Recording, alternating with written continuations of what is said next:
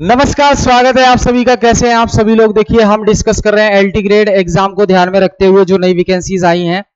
तो आज के सेशन में हम डिस्कस करेंगे एलटी ग्रेड इकोनॉमिक सेगमेंट से कुछ क्वेश्चंस। ठीक है, समझिएगा ध्यान से, नए पैटर्न पर आधारित हैं ये। अब जो क्वेश्चन हम डिस्कस करने वाले हैं वो किस टॉपिक से रिलेट कर रहे हैं, आपके सिलेबस से। तो सिलेबस में आपका ये टॉपिक मेंशन है। देखिए, सिलेबस में ये टॉपिक मेंशन है, challenges in Indian economy. Indian economy में चुनौतियां, चैलेंजेस।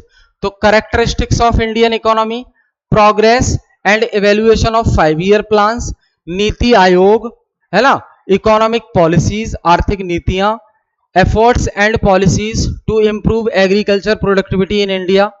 भारत में कृषि उत्पादकता को बढ़ाने के लिए क्या एफर्ट्स किए गए, पॉवर्टी, गरीबी, अनएम्प्लॉयमेंट, बेरोजगारी, skill development in India, education, health and nutrition, population, dividend, जनसंख्या, जनसांख्यिकीय लाभांश, शहरीकरण, अर्बनाइजेशन, माइग्रेशन, प्रवास, है ना, और new trends in policy of industrial development, औद्योगिक विकास की नई नीतियां। ठीक है, तो इससे रिलेटेड है आज के प्रश्न। तो चलिए शुरू करते हैं हम। बिल्कुल बेसिक से शुरू करेंगे हम। तो आसान सा सवाल है आपका, what is the main M of NITI Aayog. क्योंकि देखो, नीति आयोग नई बॉडी है। नीति आयोग की जगह पर पहले काम करता था योजना आयोग। नीति आयोग की जगह पहले काम करता था कौन? योजना आयोग। योजना आयोग को खत्म कर दिया जाता है अगस्त 2014 में। यह हो जाता है खत्म, डिसॉल्व कर दिया जाता है। अब योजना आयोग की जगह ले लेता है नीति आयोग। कब? 1 जनवरी 2015 को। ठीक है, ध्यान रखेंगे आप नीति आयोग के बारे में, क्योंकि नई बॉडी है, पूछे जाते हैं सवाल। यहां देखो, नीति आयोग का मुख्य उद्देश्य क्या है। तो देखो, प्रमोट सेंट्रलाइज्ड प्लानिंग। क्या नीति आयोग सेंट्रलाइज्ड प्लानिंग को बढ़ावा देता है, यानी कि सिर्फ भारत सरकार ही प्लानिंग करे और कोई ना करे? नहीं, ऐसा नहीं है। Replace the RBI. क्या नीति आयोग आरबीआई को खत्म करने के बाद बना है? यह भी गलत है। फोस्टर कोऑपरेटिव फेडरलिज्म, सहकारी संघवाद को बढ़ावा देना। और कंट्रोल इन्फ्लेशन, महंगाई को नियंत्रित करना। तो देखो भाई, महंगाई को नियंत्रित तो आरबीआई करती है हमारे देश में। जब आरबीआई वाला टॉपिक पढ़ेंगे, बैंकिंग वाला, तो हम समझेंगे। सी इसका आंसर है। कोऑपरेटिव फेडरलिज्म होता क्या है वो समझो आप। हम बात कर रहे हैं कोऑपरेटिव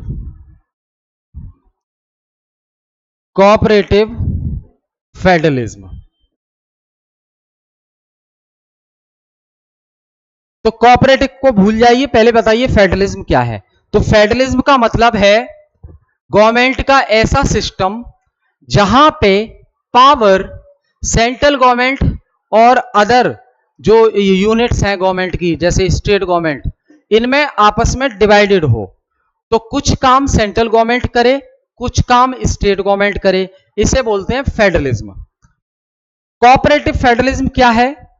मिलके काम करें। जब राज्यों को जरूरत हो तो केंद्र उनकी मदद करे, और जब राज्यों का कॉपरेशन चाहिए हो केंद्र सरकार को, तो राज्य भी अपना कॉपरेशन दे केंद्र सरकार को। नीति आयोग इसी चीज को लेकर काम करता है। नीति आयोग इसी चीज को लेकर काम करता है। तो नीति आयोग की जो गवर्निंग काउंसिल है, उसमें स्टेट के चीफ मिनिस्टर भी शामिल होते हैं, है ना, डिसीजन लेने के लिए। तो ये नीति आयोग की खास बात है, ध्यान रखेंगे आप। ठीक है, आगे ये हम बात कर चुके हैं। प्लानिंग कमीशन को 2015 में किसने रिप्लेस किया? तो नीति आयोग ने।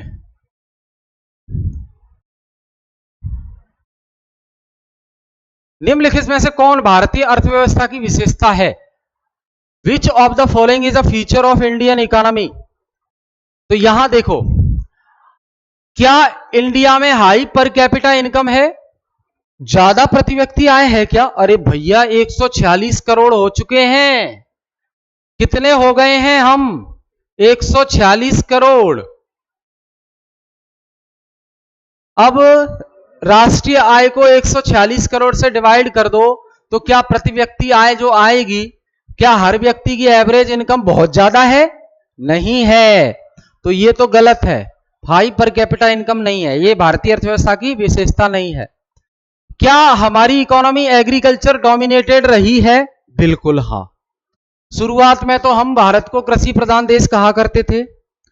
आज भी भले ही लो सर्विस सेक्टर कितना भी ग्रोथ कर गया हो, भले ही सेवा क्षेत्र सर्विस सेक्टर कितना भी ग्रो कर गया हो, भले ही औद्योगिक क्षेत्र कितना भी ग्रो कर गया हो, लेकिन आज भी कृषि क्षेत्र में सबसे ज्यादा लोग काम करते हैं आज की डेट में भी। हां, वो बात अलग है कि इनकम सबसे कम होती है तीनों क्षेत्रों में, कृषि क्षेत्र से इनकम कम है प्राइमरी से, लेकिन लोग सबसे ज्यादा यही काम कर रहे हैं। तो इंडियन इकोनॉमी की विशेषता है एग्रीकल्चर डोमिनेटेड कंट्री, कृषि प्रधान देश। सी भी देख लो, क्या फुली इंडस्ट्रियलाइज्ड है हम? उद्योग बहुत सारे? गलत। लो पॉपुलेशन, क्या जनसंख्या कम है? कम जनसंख्या लग रही है, तो इसे देख लो आप, 146 करोड़, पता नहीं कहां पहुंचेंगे हम, समझ रहे? आगे देखो, which is not a component of inclusive growth, समावेशी विकास का घटक नहीं है। क्या नहीं है? समावेशी विकास का घटक क्या नहीं है? तो सोशल इक्वेलिटी, सामाजिक समानता लाना, तो ये तो समावेशी हो गया, सबको एक साथ लेके चलना, हम कोई डिस्क्रिमिनेशन कर ही नहीं रहे हैं। इकोनॉमिक अपॉर्चुनिटीज फॉर ऑल, तो सभी के लिए आर्थिक अवसर हम देते हैं, तो ये कोई इंक्लूसिव ग्रोथ का घटक ऐसा तो नहीं है, ये तो इंक्लूसिव ग्रोथ के अंदर ही आता है। हमसे पूछा है कौन सा नहीं है। रीजनल इम्बैलेंसेस, क्षेत्रीय असंतुलन, बिल्कुल क्षेत्रीय असंतुलन ये घटक नहीं है इंक्लूसिव ग्रोथ का। समावेशी विकास में क्षेत्रीय इम्बैलेंस नहीं होना चाहिए, सभी क्षेत्र के लोगों को बराबर लेके चलना है, ये गलत है, आंसर हो जाएगा ये। पॉवर्टी एलिविएशन ये है, ठीक है, क्लियर है, याद रखेंगे। आगे देखिए, which scheme is launched to enhance agriculture productivity, कृषि उत्पादन क्षमता बढ़ाने के लिए कौन सी योजना शुरू की गई? तो प्रधानमंत्री किसान, कौन सा ये, अच्छा, प्रधानमंत्री कृषि सिंचाई योजना, ये हो जाएगा, प्रधानमंत्री कृषि सिंचाई योजना। ये एग्रीकल्चर में प्रोडक्टिविटी बढ़ाने के लिए शुरू की जाती है सरकार के द्वारा। और एक और चीज बता दूं आपको, यहीं एग्रीकल्चर में प्रोडक्टिविटी बढ़ाने के लिए, एग्रीकल्चर में और सुधार करने के लिए हम जो पंचवर्षीय योजनाएं शुरू की थी हमने, उसमें जो पहली पंचवर्षीय योजना थी प्रथम 1951 से 56 के बीच में चली थी, और ये किस मॉडल पर आधारित थी? Harold Domar model, Harold Domar model पर आधारित थी ये, कृषि की स्थिति सुधारने के लिए भारत में, ठीक है, याद रहेगा।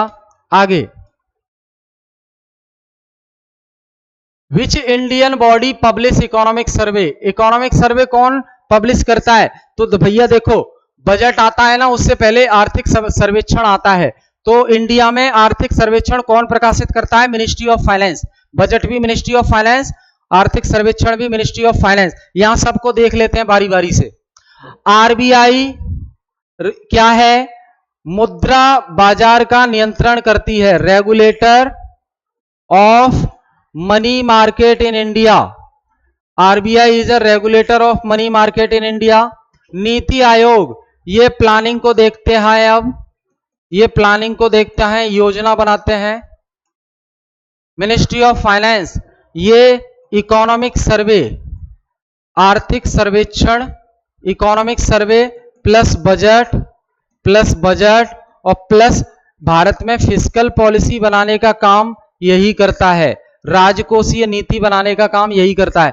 सीएसओ, तो भैया सीएसओ अब रहा नहीं है, इसकी जगह पे एनएसओ हो गया है, ठीक, एनएसओ जो क्या करता है? एनएसओ नेशनल इनकम के आंकड़े, राष्ट्रीय आय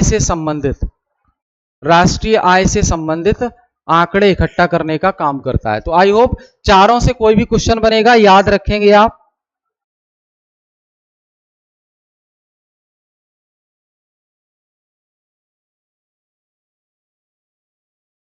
एक सेकंड रुकिए बस। हाँ,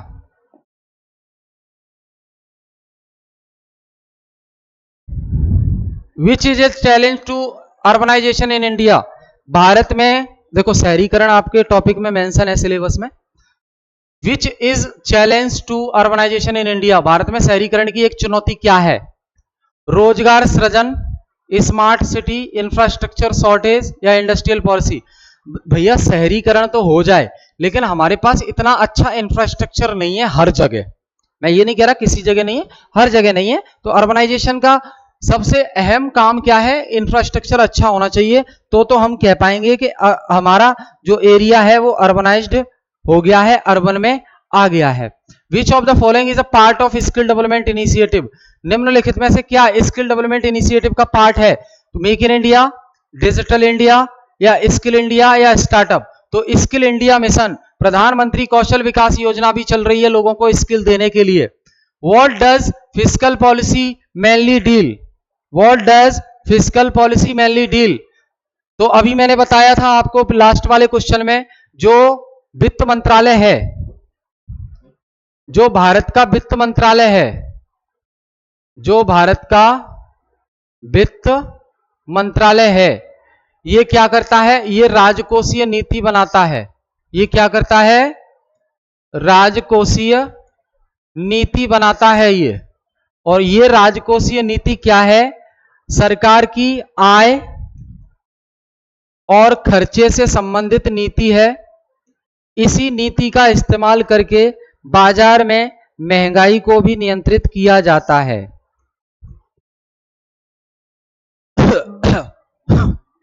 तो राजकोषीय नीति क्या है? टैक्सेशन एंड गवर्नमेंट स्पेंडिंग, सरकार के खर्चे और आय।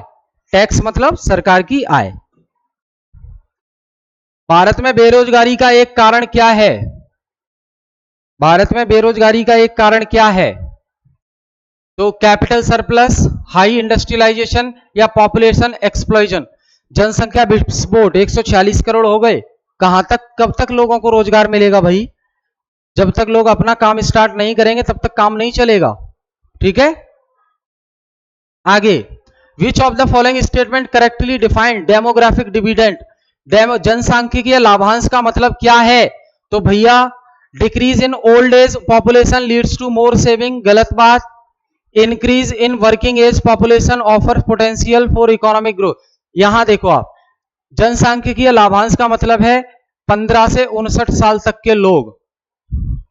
15 से 59 साल तक के लोगों को अगर स्किल नहीं दोगे आप, कोई कौशल नहीं सिखाओगे, कोई ट्रेनिंग नहीं दोगे, उनको एजुकेशन नहीं दोगे, हेल्थ का ध्यान नहीं रखा जाएगा उनका, तो फिर ये लोग क्या है? हमारे देश के लिए लायबिलिटी बन जाएंगे। और हमें बनाना क्या है? हमें बनाना क्या है? एसेट्स बनाना है। हमें मजबूत बनाना है इनको, जिससे देश की अर्थव्यवस्था की ग्रोथ में सहयोग कर सकें। नहीं तो अगर इन्हें कुछ भी नहीं मिलाना इन लोगों को, ना तो स्किल मिली, ना पढ़ाई लिखाई मिली, ना स्वास्थ्य इनका ठीक है, तो फिर देश के ऊपर बोझा बन जाएंगे, लायबिलिटी। काम का ना काज का, दुश्मन अनाज का, वो वाली बात हो जाएगी यहाँ पे। ठीक है भाई, तो ध्यान रखेंगे ये। आगे बात करते हैं।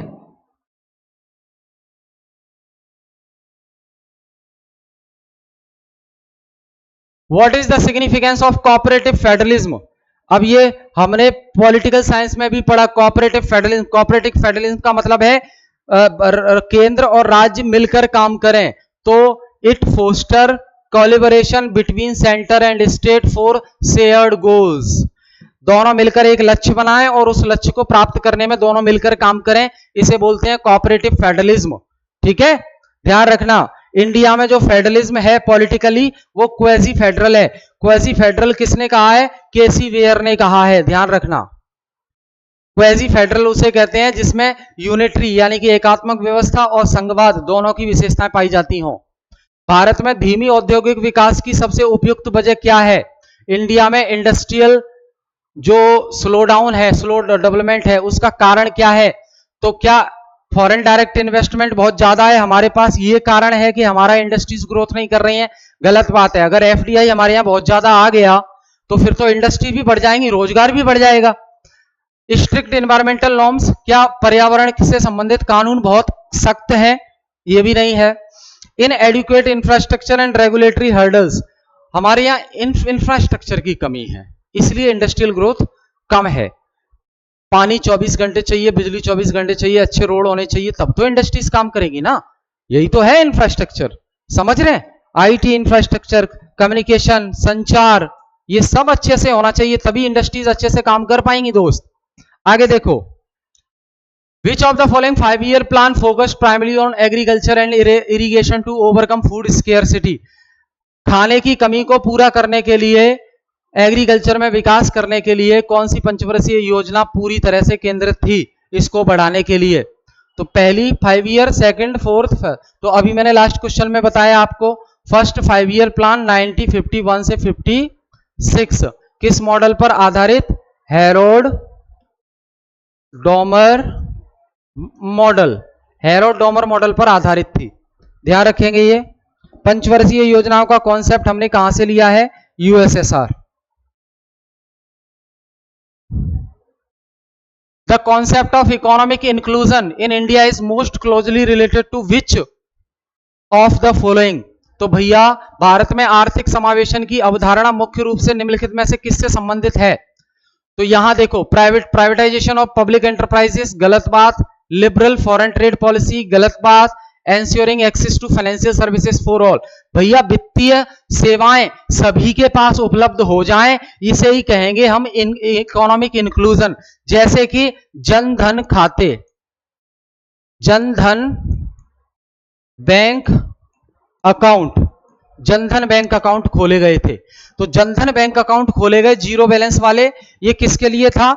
इकोनॉमिकली इंक्लूजन देने के लिए। ऐसे लोग जिनके पास बैंकिंग सुविधाएं नहीं है, वित्तीय सुविधाएं नहीं है, उनको भी पहुंच सके और उनका कुछ खर्चा भी ना हो। ठीक है, ध्यान रखेंगे। What is the primary goal of the PM किसान योजना? प्रधानमंत्री किसान योजना का उद्देश्य क्या है? तो direct income support to small and marginal farmer. प्रधानमंत्री किसान सम्मान निधि योजना 2-2 हजार रुपए करके साल में 3 बार किसान के डायरेक्ट अकाउंट में भेजे जाएंगे, डायरेक्ट सपोर्ट करने के लिए उनको। ठीक। In the context of Indian economy, budget deficit का मतलब क्या है? बजट डेफिसिट का मतलब है बजट घाटा। तो देखो, गवर्नमेंट का जो खर्चा हो रहा है और गवर्नमेंट का जो राजस्व आ रहा है, उसका जो बीच का डिफरेंस है, उसे ही कहते हैं बजट घाटा। याद रखेंगे। What does the term globalization imply in the context of Indian economy? तो भारतीय अर्थव्यवस्था के संदर्भ में वैश्वीकरण का क्या अर्थ है? तो वैश्वीकरण का अर्थ है नेशनल इकोनॉमी को वैश्विक बाजार से जोड़ दो, भारत की अर्थव्यवस्था को वैश्विक बाजार से मर्ज कर दो। तो आज वही है, इंडिया की इकोनॉमी दूसरे देशों से लिंक हो गई है। अगर कुछ भी होता है दूसरे देशों में, उसका प्रभाव भारत पे पड़ता है। समझ गए? आगे देखो, Which constitutional body decide the formula for center state financial distribution? केंद्र और राज्य के बीच में जो टैक्स है उसका बंटवारा कौन सी संस्था करती है? तो फाइनेंस कमीशन करती है। आर्टिकल 280 फाइनेंस कमीशन के गठन की बात करता है। हर 5 साल में वित्त आयोग का गठन किया जाता है। Which of the following factor is crucial for achieving inclusive growth? Bharat में समावेशी विकास प्राप्त करने के लिए निम्नलिखित में से कौन सा कारक अत्यंत महत्वपूर्ण है? तो भैया equitable access to opportunities in health, education and income. Health में, एजुकेशन में, इनकम में सबको बराबर का अवसर दिया जाए। तो दोस्त, ये हमने डिस्कस किए इकोनॉमी के कुछ बेसिक सवाल। फिर मिलेंगे हम नेक्स्ट क्लास में कुछ नए और हार्ड क्वेश्चंस के साथ। तब तक के लिए बहुत बहुत धन्यवाद।